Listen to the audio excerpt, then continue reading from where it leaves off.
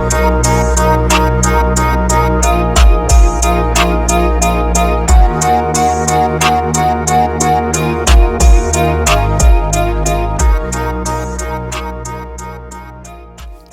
we're back with another episode of Pore Choices, the podcast that helps beauty professionals and beauty enthusiasts alike make better beauty decisions. I'm your host, Hadia Dashe, and this week, this episode, we are diving in deep into the business side of beauty. That's right, we are talking about pricing as promised. If you listened to last week's episode, I gave a little taste, a little touch of this week's episode. Last week was all about discounts and the drama behind discounts, why I don't believe in it. And a huge reason for me doing that episode last week is because of this episode. We have to talk about pricing. This is absolutely the most crucial aspect of running a successful beauty business, and it doesn't matter if you're an esthetician, a hairstylist, a nail artist, or a makeup professional. Setting your prices for profit from the start, from the get-go, sets you up for success. So this episode is all about helping you to develop a strategic approach to pricing that is going to reflect your worth and sustain your business. I don't want to do too much yapping for this intro. I actually don't want to do too much yapping on this episode at all. We're going to keep it real simple. I don't think we're going to do any poor report, no drug of choice, no poor decision. I think we're just going to focus on pricing this episode. Let's get into it.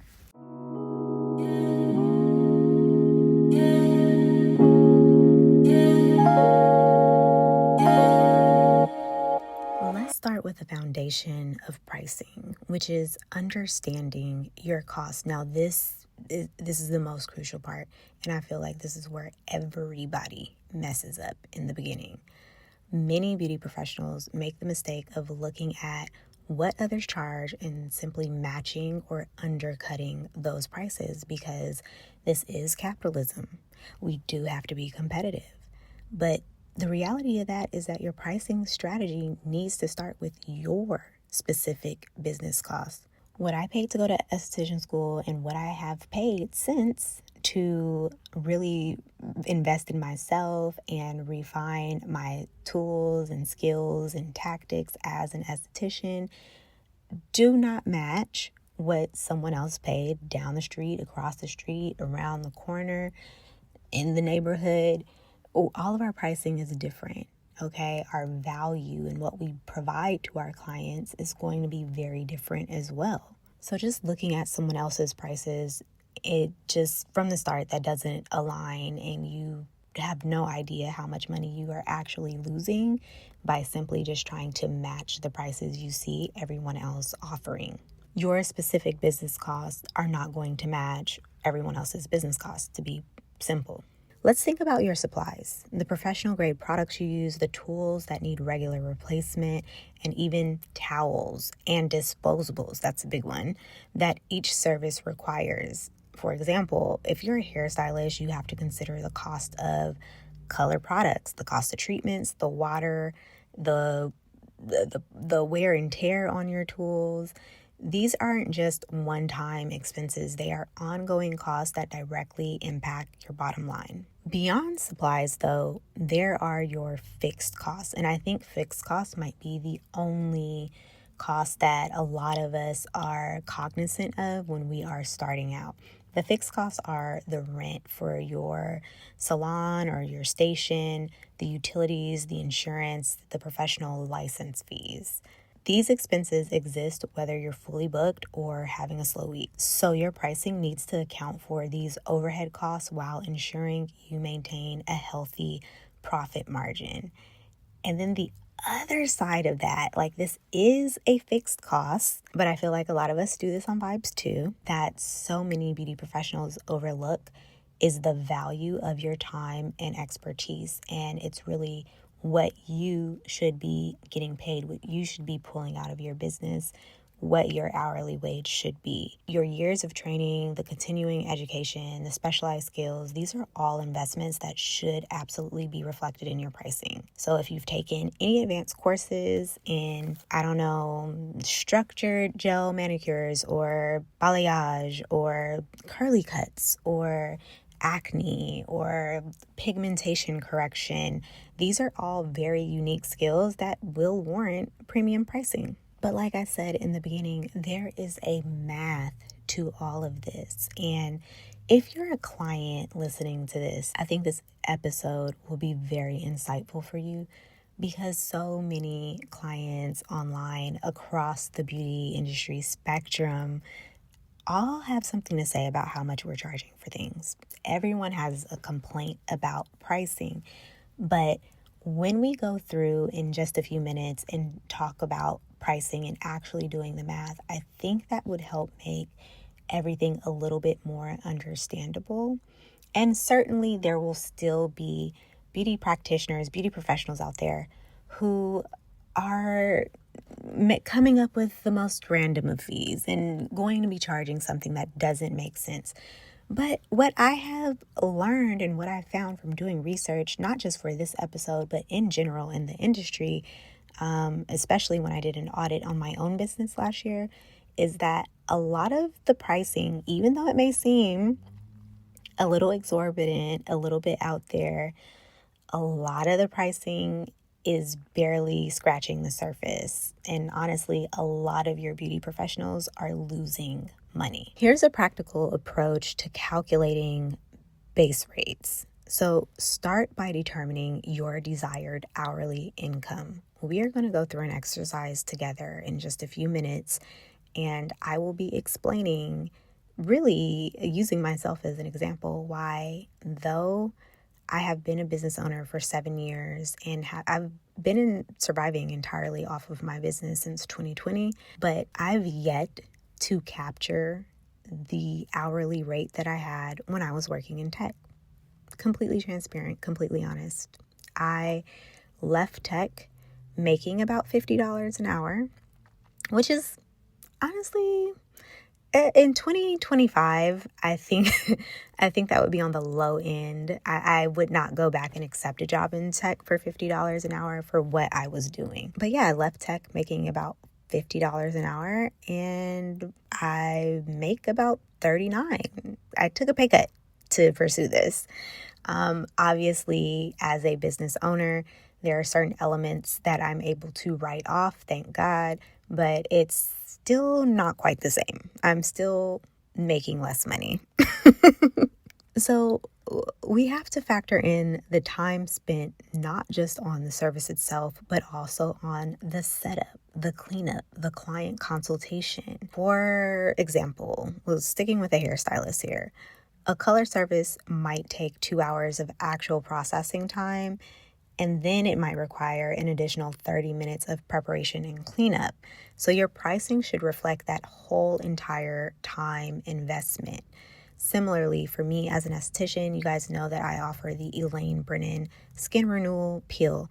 Love that peel down, probably the best chemical peel that I offer. But it is a 5-hour peel just in treatment time alone. So that means each time someone comes in for an Elaine Brennan Skin Renewal Peel appointment, first of all, that's 2 days, the initial application, and it is a minimum of 2 hours each day. But I have to account for some people maybe running a little bit late or me having to move a little bit slower due to sensitivity. So really, I need to be blocking off about 2.5 hours for each appointment. That's 5 hours right there. And then they have to come back a week later and I have to remove that peel.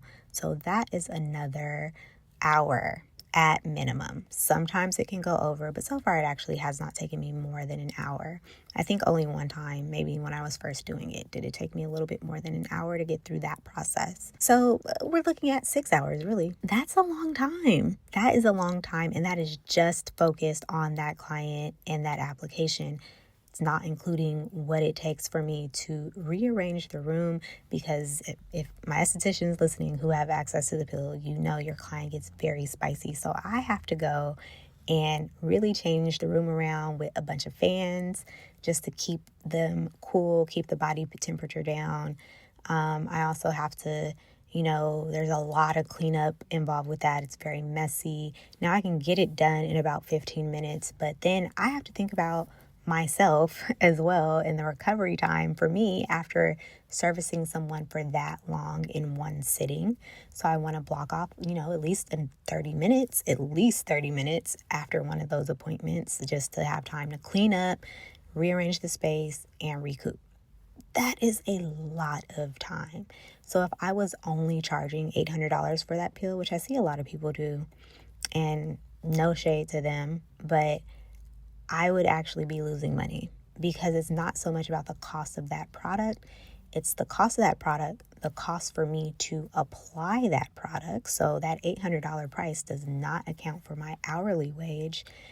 And it also doesn't account for me actually making a sustainable profit as a business. All right, we're going to look. I know your brains are over there whizzing, okay? The wheels are spinning. You have a lot of questions. We are going to get to those very shortly.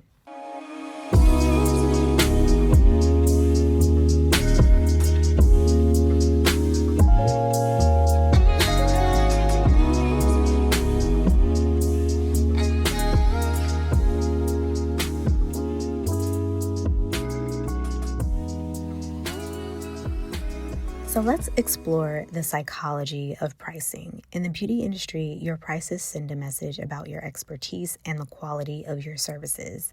Setting prices too low can actually deter clients who associate higher prices with better quality. And we talked about this on the last episode. If you missed it, go back and listen to Discount Drama. This is one of the reasons I brought up for not really wanting you all to rely so heavily on discounts. You also want to consider that if you're positioning yourself as a premium service provider, your prices should align with that image. There's also the very real fact that most of us providing services is a luxury in and of itself. No one needs to have their hair cut. No one needs to have their hair colored. No one needs to have a facial.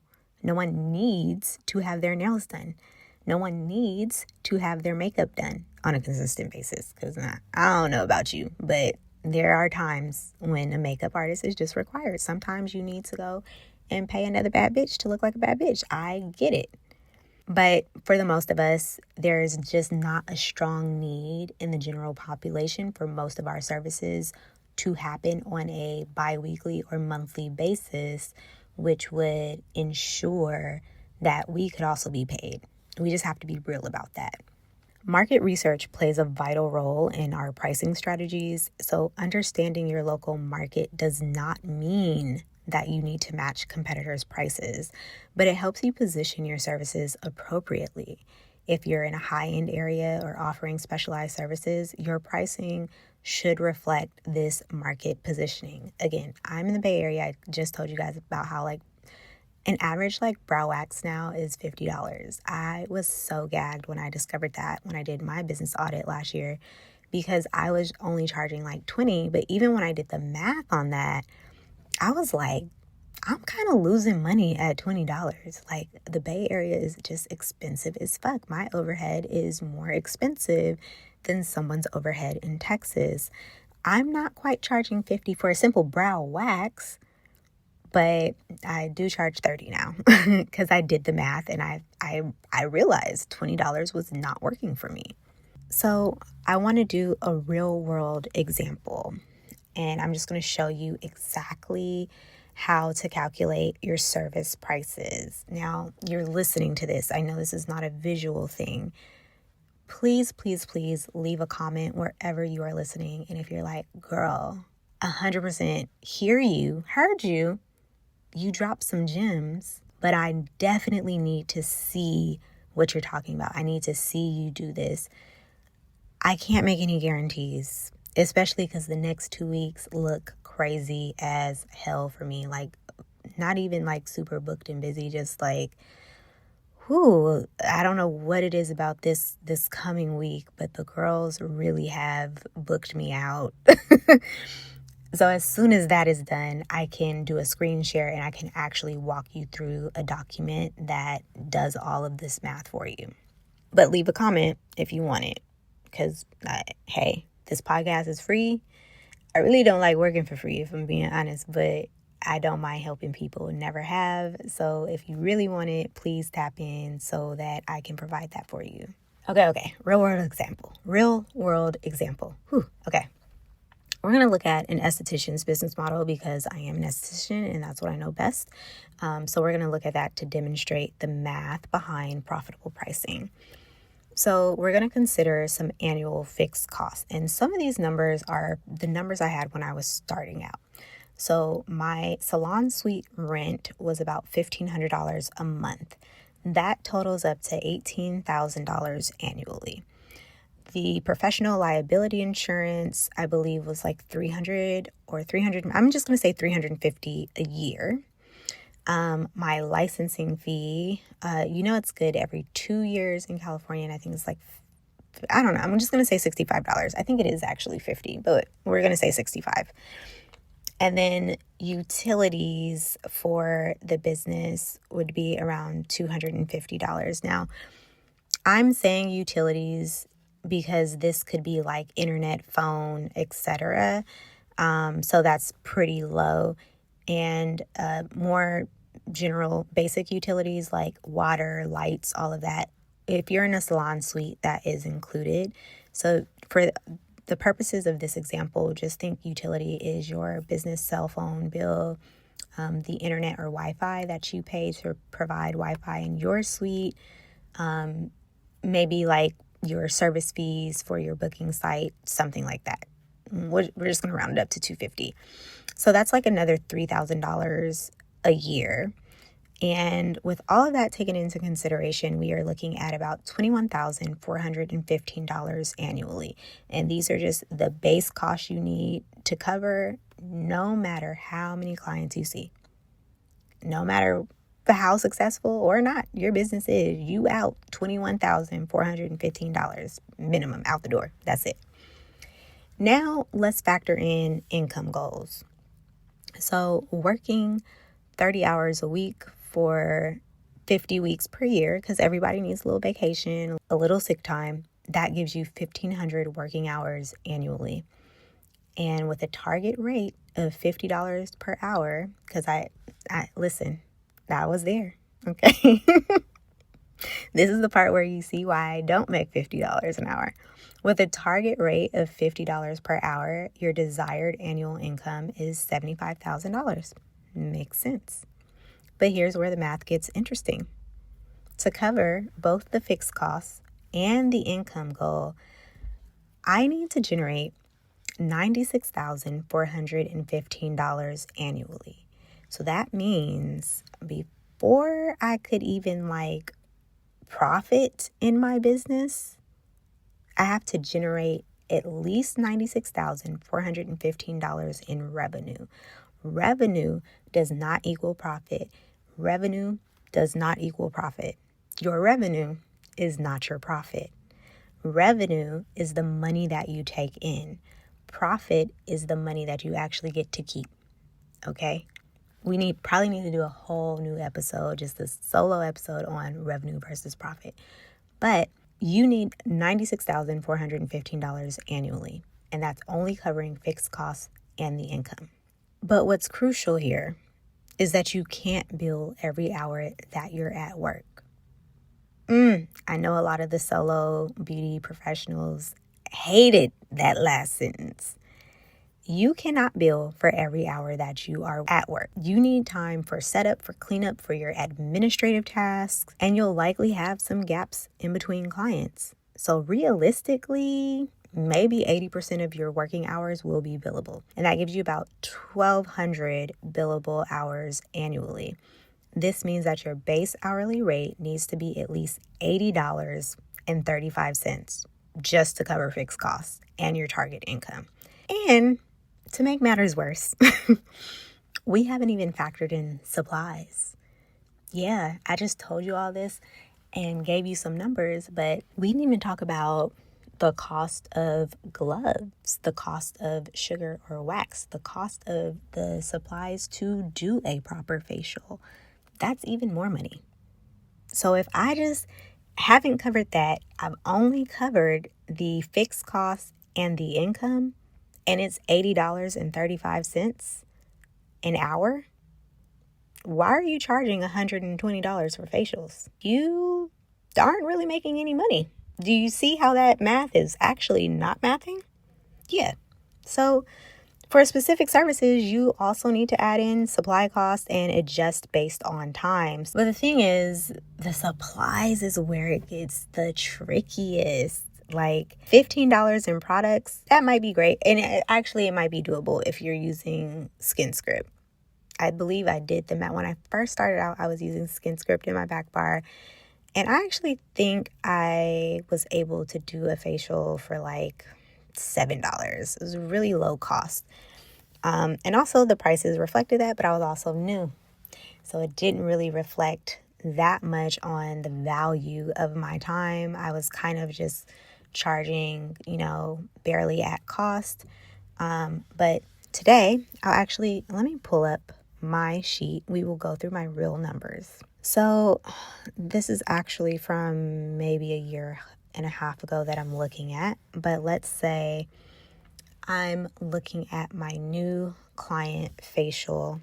This is when I used to only do like a new client hydrofacial specifically. And the cost for me to just do the service, which included my first cleanse, second cleanse, the enzyme that I use, the gloves that I use, the toner that I use, the mask that I use, the entire hydrofacial system, the peel, the booster, the tips for the hydrofacial finishing products, which in this one, it was just like an Epicurious lipid serum and SPF. The cost for me in just products on that service was $32.14.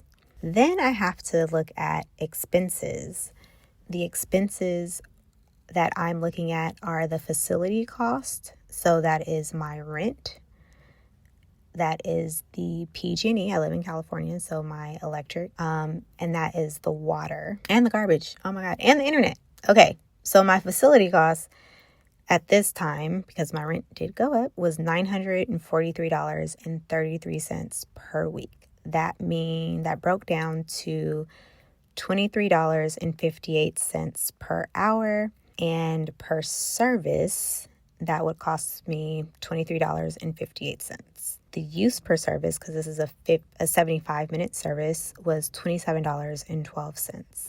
The labor on this would be $1,562.50 per week. Hourly, it would be $39.06. Per service, that would also be $39.06. But again, this is a 75-minute service. So it would cost $44.92 in labor for me to perform this service. So let's just do a quick recap. So in actual products and supplies, $32.14. And those fixed costs and expenses, that was a total of $72.04. So if I'm just totaling combined costs, so product, supplies, and expenses, that is $104.51. Do you see why I cannot charge, or why I would not be able to charge $150 for a new client facial? Because it cost me $104.51 just to do it. That's how much it costs to do it. So pricing per facial at that time, and again, this was just for the hydrofacial, was $325, which only had like a 68% margin. Now, it depends on where you are in your career. A lot of you, no matter what, the margin needs to be 50%. It can never dip below 50%. I don't care. It can never, especially in services, it can never dip below 50% because you will not profit below 50%. 68% is like, okay, solid. But at where I am in my career now, And I think my margin is still around the same. It might be a little bit less, honestly. It might be 65% right now. But I kind of need to get to some type of service that has a better margin as a percentage. I'm looking at some of the prices some of the celebrity girls are charging for offering way less, mind you. And just knowing, because they also will detail like what products they use in their on their website for services, which if they didn't do this, I would obviously not be able to pocket watch like this. They are getting like 80% margin, which is really good. Like, not hating, definitely need to get to that point. But yeah, like I said, if you need to see this in a breakdown, I will get on my computer and screen share and kind of walk you through something. And we'll also share a link so you can do this pricing exercise for yourself. But yeah, you cannot price on vibes. It's not going to work out. And also, you need to remember that your pricing strategy isn't set in stone. Like, regular review and adjustment are essential. I think you heard me speak earlier, and I said that I audited my business last year. Very necessary. I probably need to do that every single year, but last year was the first time that I actually did it, and that is how I was able to really set my prices and make it more reflective of not only where I was in my career as an esthetician, but make it match the area in which I am operating my business. I had like Sacramento prices for Oakland cost of living. It just wasn't going to work. Most successful beauty professionals review their pricing structure every 6 to 12 months. Considering factors like increased costs, new skills acquired, and market changes. Again, last year was the first time I did it ever really at all. So I will be needing to do it again this year. Maybe I will do it right before summer. But now that I know that information, it is something that I will keep in my regular administrative task rotation. Yeah. So to summarize today's discussion, effective pricing in the beauty industry requires a careful balance of covering your costs, valuing your expertise, understanding your market position, and maintaining profitability. Take the time to analyze your business costs, consider your unique value proposition, and don't be afraid to charge what you're worth. Whew, all right, that was a lot. I know. If you are listening to this episode again and you have questions, drop them on YouTube, drop them on Spotify. You can even go to glowdega.com/podcast, click on this episode title on that page and leave a comment with a question there. I know, the pricing is confusing. Sometimes math is hard, but you are not in business to be intimidated by numbers. You are in business to make those numbers work for you. You're in business to profit. So we are going to figure this out together. Don't worry. And if you are a client, please show some compassion. You live in the same area we live in. You live in the same area our business is in. You know shit is high as hell, okay? Like, please stop asking the girls, like, what happened to Now, I do think the $50 brow wax is crazy. I'm not going to hold you. It is a little insane. But, a $30 brow wax is not. I actually had a client who was just so offended that I was charging $30 for brows. And I went online and looked. That was like the lowest price in the area, unless you're going to go to the nail salon. So, and also don't feel bad. Do not feel bad at all for raising your prices. If someone can no longer afford you, that is okay. You don't have to be for everybody. I absolutely have experienced clients being completely transparent with me and saying like, ooh, like I can't afford to come anymore. But that just means they can't afford to come monthly anymore. They absolutely will still make time in their budget to see me at least once a year or once a quarter. I'm okay with that. I don't want to be chastising my clients and making them feel like they have to go broke. No, like, please do what is sustainable for your pockets. I appreciate the business. I appreciate the community and the support. But if you can't afford me, you cannot afford me. And that's okay. Like, I can respect that. I don't have to bully you or talk shit about you just because you couldn't afford a service. That's just bad business, and I don't believe in that. So, thank you for tuning in to today's episode of Pore Choices. You can find me on Instagram, on Twitter, on Threads at Fairy Glow Mother. If you found this information valuable, please share it with other beauty professionals who might benefit. Please leave a comment. Please subscribe and rate this podcast. And don't forget to definitely tune in next week for more insights into building a successful beauty business. Until next time, keep creating beauty and building your empire. And remember, make your poor choices the best choices. Peace.